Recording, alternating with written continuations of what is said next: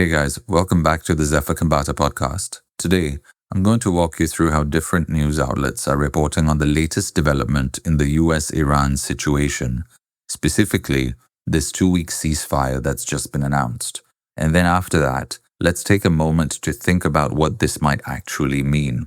So starting with the core update, according to the Straits Times in Singapore, US President Donald Trump has agreed to suspend bombing Iran for 2 weeks, just before a deadline he had set to escalate attacks, the one where the whole world was waiting and watching to see what happened. This comes after more than 5 weeks of heavy strikes involving both United States and Israel. I believe that was about 1st March when the war was announced. The pause is conditional. One of the key requirements is that Iran reopens the Strait of Hormuz. I say it as Hormuz because I'm Persian. You can call it Hormuz, that's up to you, which is a critical global route for oil shipments. Trump said this decision came after discussions with Pakistan's leadership, who requested that he delay further attacks to allow diplomacy. He also claimed that the US had already achieved its military objectives and that a longer-term peace agreement may be within reach. Looking at Iran's position, reports from the Guardian say Iran has proposed a 10-point plan as the basis for negotiations. This includes demands such as lifting sanctions, maintaining control over the Strait of Hormuz, US military withdrawal from the region, and a complete stop to attacks on Iran and its allies. There are also calls to release frozen Iranian assets and formalize any agreement through the United Nations. At the same time, analysts are pointing out these demands are quite ambitious and may not be fully accepted by the US, meaning this is just likely a starting point for negotiations. Personally, I completely agree, but let me give you the rest of my commentary at the end. Now, Al Jazeera, who I looked up online, adds another dimension to this. According to their reporting, countries around the world have broadly welcomed the ceasefire as a positive step. But I'd like to add there, what's new? We were waiting for a ceasefire for a long time, or at least a large portion of the world was. Whatever your personal opinion about the war and freedom might be, and the Iranian people's freedom and all that, and we'll get to that in a second.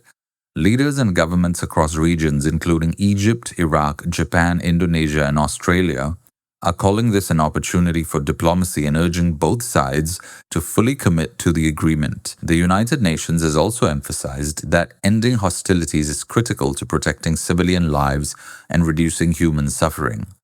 However, not everything is aligned, as you would expect.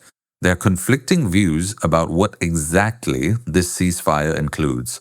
For example, Israel has said that while it supports the pause in strikes against Iran, the ceasefire does not extend to Lebanon, where fighting is still ongoing. So even though there is a broader announcement of de-escalation, parts of the region may still remain active.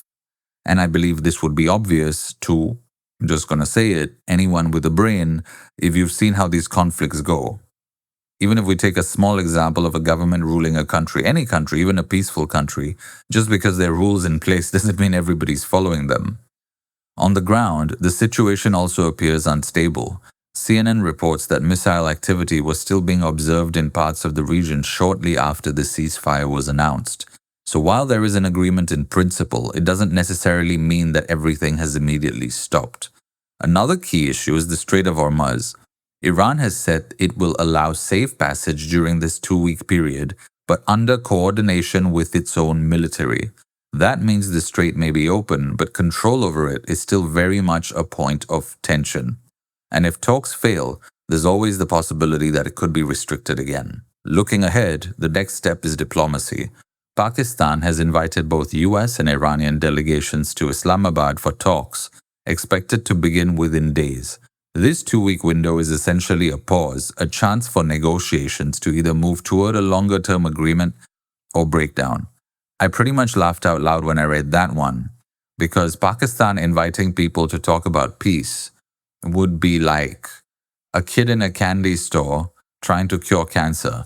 So that's where things stand right now. A temporary ceasefire, competing demands on both sides, mixed signals on the ground. So that's where things stand right now. A temporary ceasefire, competing demands on both sides, mixed signals on the ground, and a short window for diplomacy to play out. Apparently, by the way, because that's what the news is reporting, and that is what the US and Iran have apparently said. Now, there are many things to consider over here, and let's just start with the most pressing one, which is from a human angle, the safety and security of the people who live in Iran and its surrounding areas, because US and Israel have been rumored to bomb these areas. Iran has been rumored to bomb their own allies, who are also allies with the US and Israel in these regions. And it's basically a shit show in the Middle East, my friends. But let's look at this step by step. Now, the first thing is the people in Iran have been calling for the IRGC to be removed for a very long time now. Respectfully so, because things have been done to them, like their citizens being shot, killed, raped, hanged, and so on and so forth, for apparently lawful reasons or good reasons or plausible reasons by the administration, which is the IRGC themselves, if we're speaking practically and considering the fact that the president hardly has any power and so on and so forth, but very unlawfully, inhumanely, and despicably by the rest of the planet who's watching on and going, you guys are pretty much behaving like you're from the Stone Age. But I did a reflection on this, I believe, in episode 1, where I believe even in the Stone Age, things might have been more natural. I think we're just and more fun-loving and more harmonious with nature, and people could wear what they want, however they wanted, instead of being beaten and thrown in a van. I think we're using the term Stone Age because we're thinking of stones, which the IRGC and other Middle Eastern countries have used to kill people with. And I think that's why we're all using the phrase Stone Age. It's not actually the Stone Age. I don't think so, if we go back in history and research what happened there. I could be wrong, but that's my feeling. What will happen to the IRGC if the US stops right now? I have a feeling they're going to regroup and get stronger. And not only are they going to be even more mad at the US for the future and other allied countries who supported them in this war, even remotely, but they're going to be extremely mad at their citizens, and they're probably going to be extremely mad at all the reporters and journalists out there, the famous ones anyway, who were saying that the IRGC is bad and so on and so forth. But I think any human being with a conscience in today's day and age, who's a modern human and who has evolved past the point of violence, greed, and things like that, as we see as the spiritual awakening on earth spreads, is going to denounce them, and often publicly.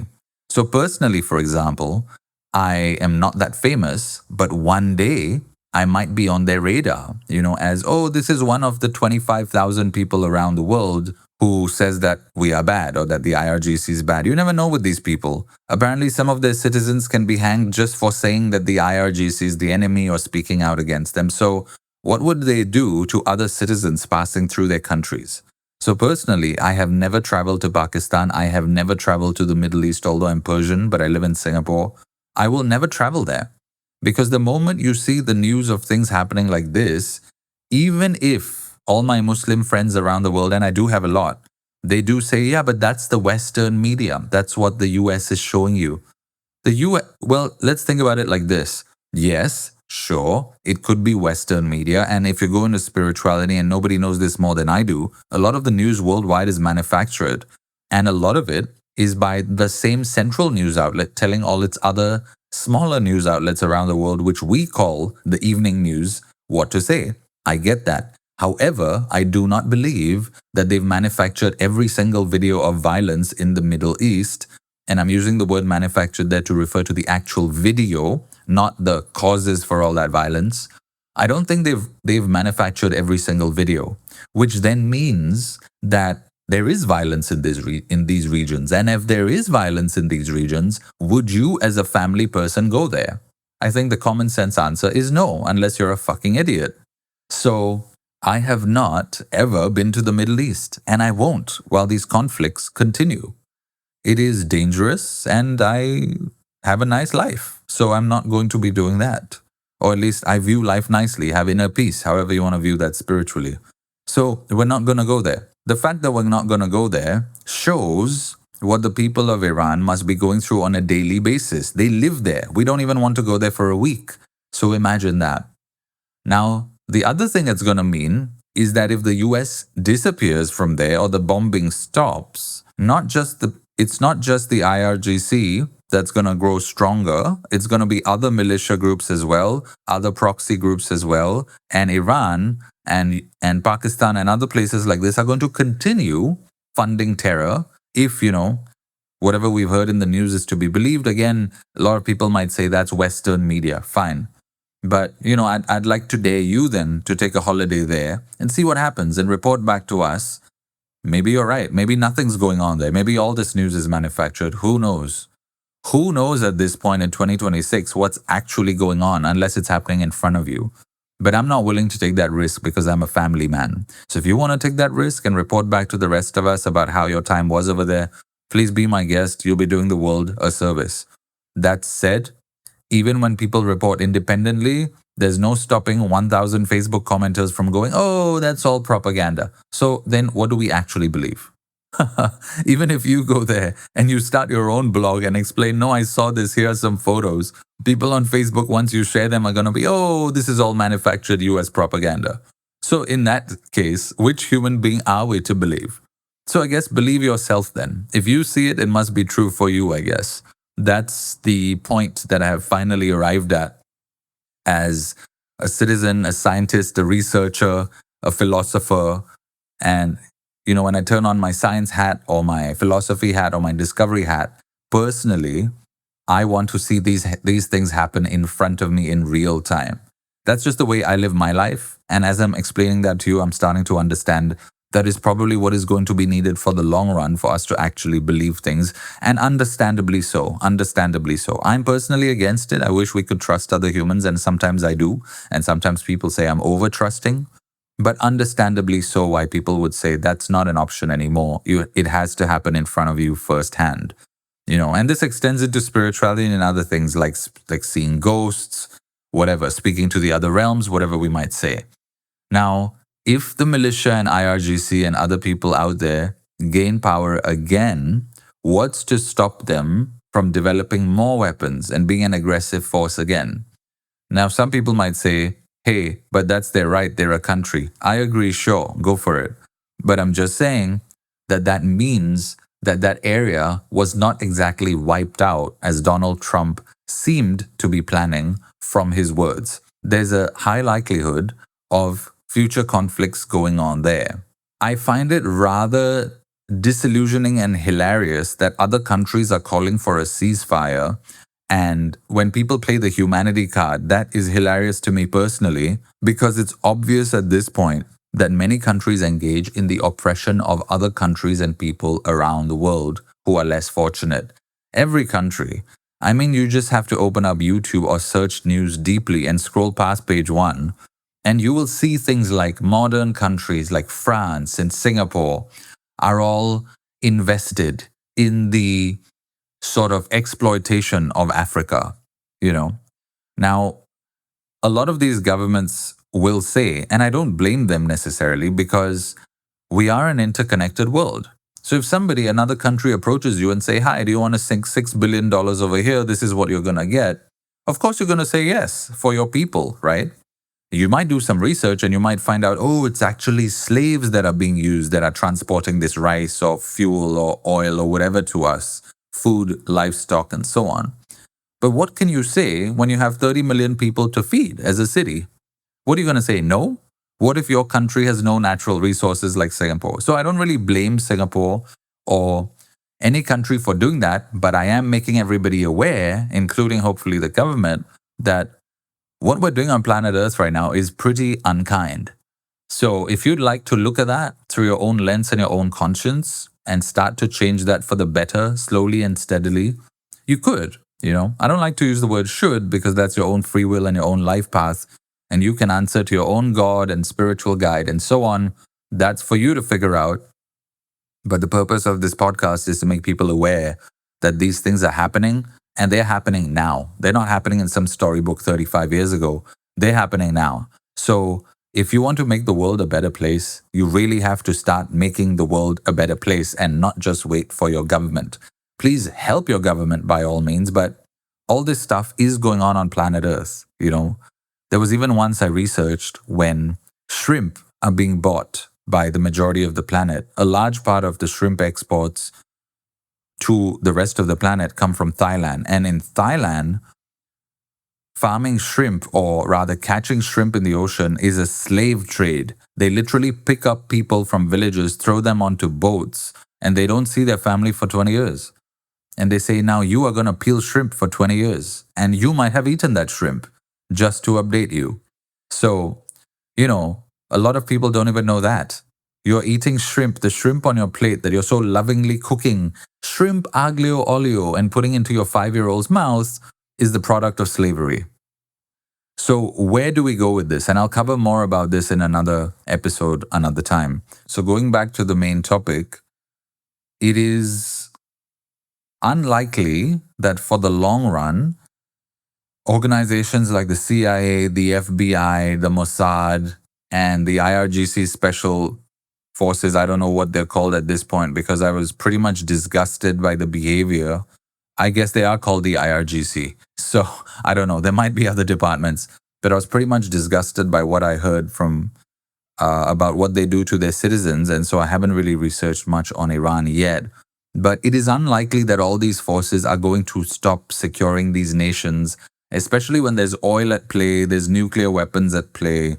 I've spoken to a couple of friends in Singapore who worked in the armed forces, and they've told me that it is very unlikely that nuclear war is going to happen. And I'd like to thank them for telling me that, because they told me that a few years ago and I did not believe them. But a few months ago, it was all over the internet, on YouTube, on Stephen's podcast, on the Diary of a CEO, where, Andrew Bustamante, I think that's how you say his name, the ex-CIA agent, or at least that's what they say, was saying why nuclear war is pretty much unlikely. And he and this other lady who studies sort of armed forces and security for a living, I forget her name now, but a very fantastic lady who's written a few books. They all said together on the podcast that they disagree that nuclear war is likely to happen, because if it does, the world ends in 31 minutes or something, and all the nations know this. Obviously, the governments would know this, and the militaries, who are classified to know this information would know it, and hence nobody wants the world to end, hopefully, and hence nobody's going to start a nuclear war. Anyway, while they may call this a ceasefire, I think Trump has pretty much achieved his objective of showing the IRGC and the Iranian military that we can flatten the country anytime we wish. And I think they can, but then other parts of the world might step in, and so on and so forth. Also about the rumor that US was saying that China probably stepped in.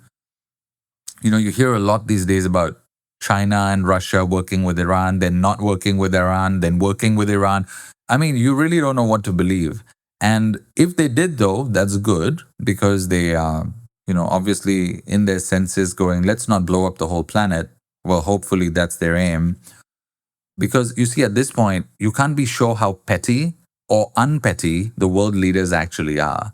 There's actually people like Graham Hancock saying on video, on YouTube, and even on his own Facebook page, I think he was being interviewed by someone where he said, world leaders, these are not world leaders.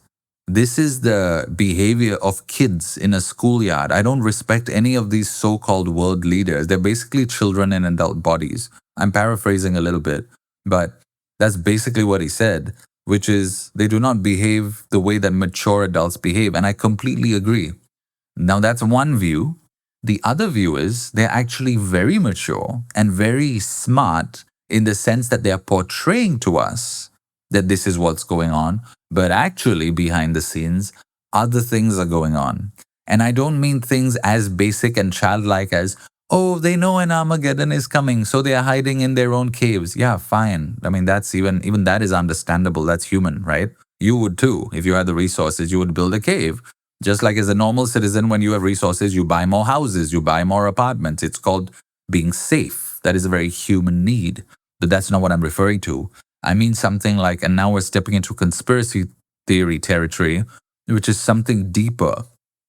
There's all kinds of conspiracies out there, some proven true, some declassified files from the CIA and other places which you can find on the internet. I personally haven't found them or looked for them because I'm not that advanced at internet usage. I'm probably tech dumb at this point, but given the fact that it's 2026 and kids are coding entire programs and operating systems in 10 minutes, so I'm not there. However, I have heard people talk about it, where other YouTubers talk about it, where some of these files were declassified. And a lot of these things are pretty fascinating, where aliens are not a secret anymore. Other species on other planets are not a secret anymore. Could there be other civilizations on other planets sort of using Earth as a base, sort of lording over Earth? There are other theories from Japan. If you watch the Ikigai documentary on Netflix, where this lady, I believe it was the Ikigai, or another documentary on Netflix about UFOs, where this Japanese lady, and Japan tends to be a very spiritual place, and that's where Reiki comes from, and I've done Reiki too, where this lady was saying, oh, the extraterrestrials actually protect Earth. So each time a nuclear war or something like that's going to happen, like even Chernobyl and blah, blah, blah, the other entities from other planets and dimensions are swarming all over that place, protecting humans from it. And that's another theory, the benevolence theory. So for me personally, I contact other spirits and guides and see into people's past lives, if you believe in reincarnation and so on. I speak to them and they are on the presumption that I'm calling in benevolent entities and speaking to benevolent entities, because it is for life guidance and so on. If you think that's a bunch of woo and a bunch of hogwash, try to explain this. I did a face reading for a friend in the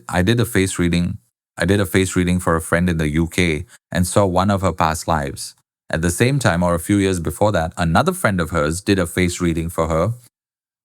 Did a reading into her past lives for her, and I've never met that person before. And she told me when I did my reading that I recounted the exact same past life as that person. How is that possible? So there is something metaphysically happening. We don't really see the entire we don't entirely see the full light spectrum. We don't hear the full sound spectrum. There are things that are going on around us and so on and so forth. Obviously, another topic for another day. My point being, what if that is the real juice of what's happening? But all these human things you see, oh, this one shot a missile at that one and that one shot a missile at that one. What if that is just a small part on a huge whiteboard in a multi-dimensional boardroom where entities are discussing what's going on right now? And the wars on Earth between human beings are just a small part of that. That's also something to consider if you're spiritually tuned. And we always have to shift between these perspectives of, oh no, the IRGC are being creeps, and oh wow, this whole war is a pretend war. We would never know necessarily, not all of us anyway. Some of us might figure it out at some point. Maybe you work in the government, maybe you're an extraterrestrial, maybe you can see into other realms like I and many people around the world do. And so we continue to check out these things and see what they mean for real life. Today you might be in a country that's not getting bombed, but tomorrow you might be. Tomorrow your country might be at war. I think no country is more prepared for this than Singapore. I mean, just stating that because I live here. But Singapore has armed forces of every citizen, or almost every male citizen, being ready anyway all the time in case there's a war. I mean, that's what we can do, given the fact that we're a small population and so on. Thanks so much for tuning in and for listening to this news that I shared on 8th April 2026. I'll be back for more. This is Zephyr Khambatta for the Zephyr Khambatta Podcast.